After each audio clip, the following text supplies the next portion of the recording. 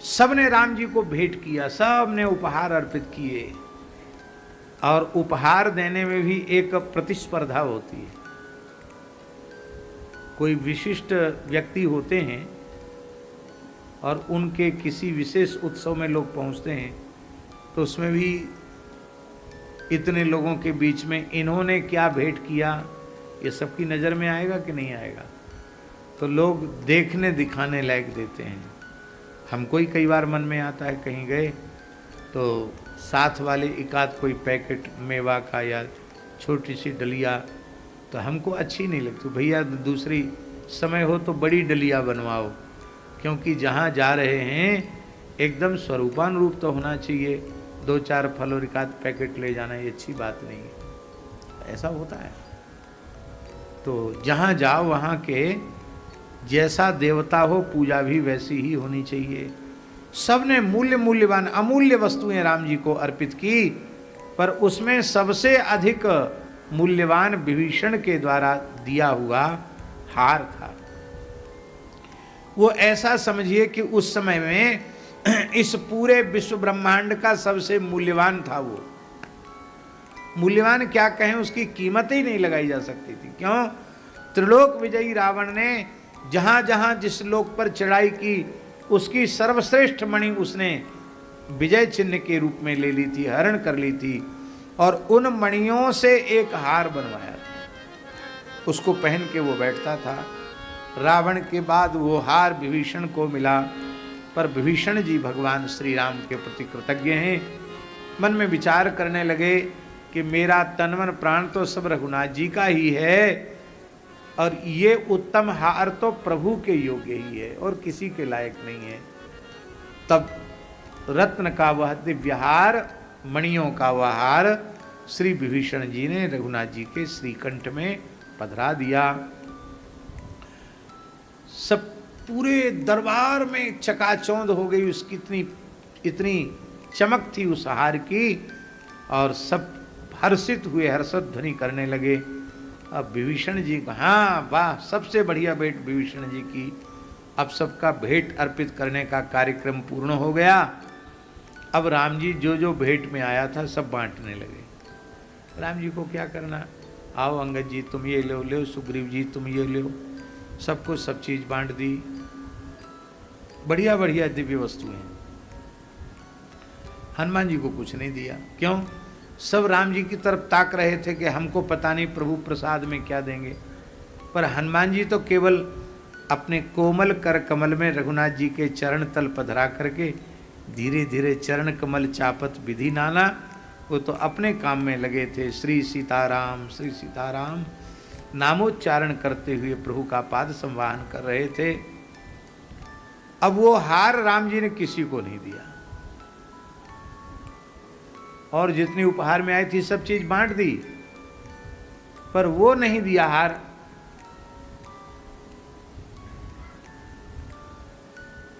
अब हार एक है और उसके ग्राहक अनेक। सब लोग सोच रहे थे कि हमको मिल जाएगा। प्रायः सब सोच रहे थे, जितने थे सब सोच रहे थे। सुग्रीव जी सोच रहे थे कि मैं बानर राज हूं, यद्यपि प्रभु मुझे सब कुछ दे चुके हैं, लेकिन ये तो हमको ही देंगे। सबके बीच में कहा ये 5वां भाई है। अंगद जी सोच रहे थे कि हमारे पिताजी ने तो हाथी पकड़ाया, सबसे दुलरुआ बेटा तो हम ही हैं राम जी की, हमको मिलेगा। जामवंती जी कह रहे थे नहीं नहीं, किसी को नहीं मिल सकता, मैं बड़ा बूढ़ा हूं, बड़े बूढ़े का सदा आदर करते हैं राम जी, हमको ही मिलेगा। इस सबके मन में द्वंद्व चल रहा था। केवल श्री हनुमान जी थे जिनके मन में कुछ भी लेने की इच्छा नहीं थी। सरकार ने लीला की, सरकार ने हार उतारा और उतार करके चरण सेवा में लगे हुए हनुमान जी के गले में डाल दिया।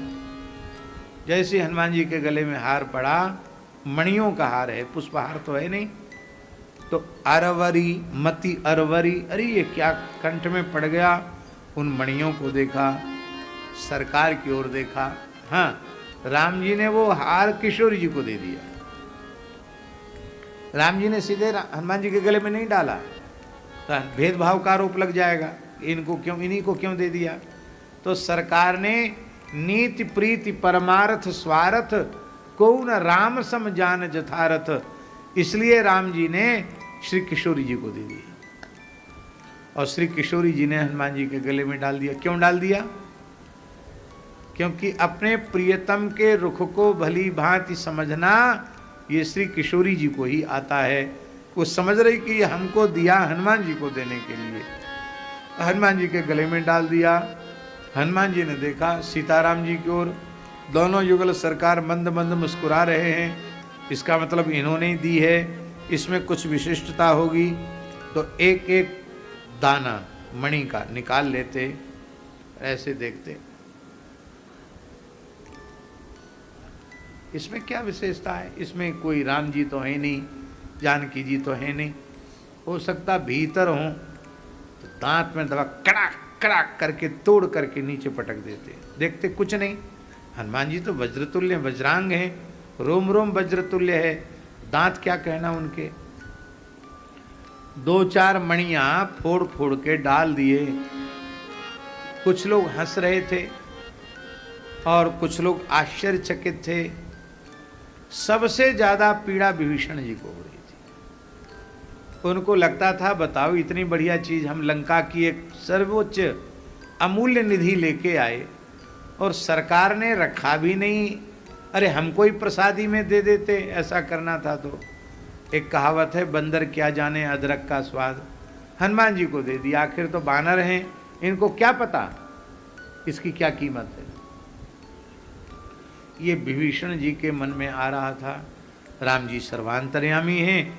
राम जी ने कहा मित्रवर लंकेश विभीषण जी, आपके मन में कुछ उथल पुथल चल रही है। बोले हाँ चल तो रही है सरकार, तो पूछ लो हनुमान जी से।